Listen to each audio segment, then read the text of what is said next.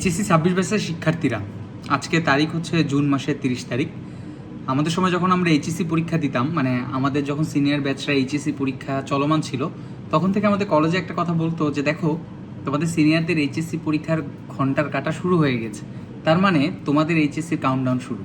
এখন বর্তমানে যেই বোর্ডে আছো না কেন, তোমাদের প্রত্যেকের বোর্ডের সবার একটা অন্যতম চিন্তা হচ্ছে যে এইচএসসি 26 ব্যাচের শিক্ষার্থীদের বোর্ড পরীক্ষা কীভাবে সুন্দরভাবে সম্পন্ন করা যায়। এই কারণে দেখবা কিছুদিন আগে তোমাদের ফুল সিলেবাসে যে পরীক্ষা হবে, এই ফুল সিলেবাসের একটা ঘোষণা কিন্তু তোমাদেরকে দিয়ে দিয়েছে। তো তোমাদেরকে একটা জিনিস বলি যে সামনের বছর ঠিক এই জুন মাসের দিকেই তোমাদের এইচএসসি পরীক্ষাটি সম্পন্ন হবে। কেন?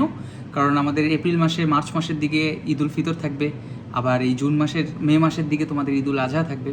সো সব কিছু মিলাই কিন্তু আসলে বলা যেতে পারে যে তোমাদের পরীক্ষা এই জুন মাসের শেষের দিকেই হবে। তার মানে বলা যেতে পারে তোমাদের হাতে আছে আর মাত্র 365 দিন।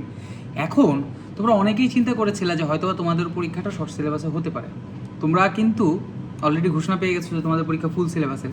এই যে ফুল সিলেবাসের পরীক্ষা বা প্রত্যেকটা সাবজেক্টে যে ফুল সিলেবাসের পড়াগুলো, এগুলো যে কত বড় বড় চ্যাপ্টার, সেগুলো কিন্তু তোমাদের একেবারে ধারণার বাইরে।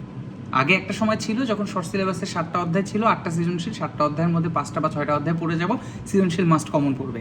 এখন কিন্তু বিষয়টা এরকম না। এখন তোমাদের বায়োলজি ফার্স্ট পেপার এবং সেকেন্ড পেপারে উভয় ক্ষেত্রে কিন্তু টোটাল 12টা 24টা অধ্যায় পড়তে হবে। এবং কোন অধ্যায় থেকে সিকিউ আসবে একেবারে শিওর শট, যেই অধ্যায় থেকে সিকিউ আসবে এটা কিন্তু তোমাদের কেউ গ্যারান্টি দিতে পারবে না। সো তোমাদের কিন্তু অধ্যায় বেছে যে পড়াটা খুবই কঠিন।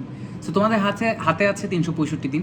এর মধ্যে তোমরা 2টি ঈদ পাবে, তোমাদের কিছু ভ্যাকেশন পাবে, কারো বিয়ে অনুষ্ঠান, বিভিন্ন রকম প্রোগ্রাম তোমাদের মধ্যে থাকবে।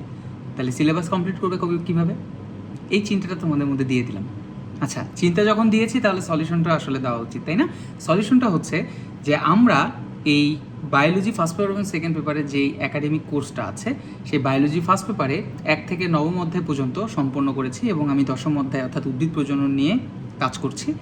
আর জুলজির ক্ষেত্রে 1 থেকে 7 অধ্যায় শেষ, সেই সাথে জিনতত্ত্ব 11তম অধ্যায়ও শেষ। এখন বর্তমানে তোমাদের আবরার ভাইয়া 8ম অধ্যায় নিয়ে কাজ করছে। তাহলে বায়োলজি ফার্স্ট পেপারে আমাদের বাকি রইল আরও 2টি চ্যাপ্টার এবং সেকেন্ড পেপারে বাকি রয়েছে আর মাত্র 3টি চ্যাপ্টার। টোটাল 5টি চ্যাপ্টারের মাধ্যমে আমাদের পুরো বই সম্পন্ন হয়ে যাবে। তাহলে তুমি কেন দেরি করছো? আমরা আগালে তো আমাদের লাভ নেই, তোমাকেও আমাদের সাথে আগাতে হবে।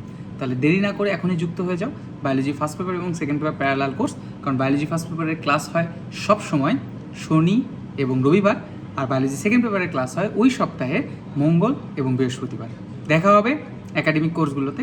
সেই পর্যন্ত আল্লাহ হাফেজ, বেস্ট অফ লাক তোমাদেরকে।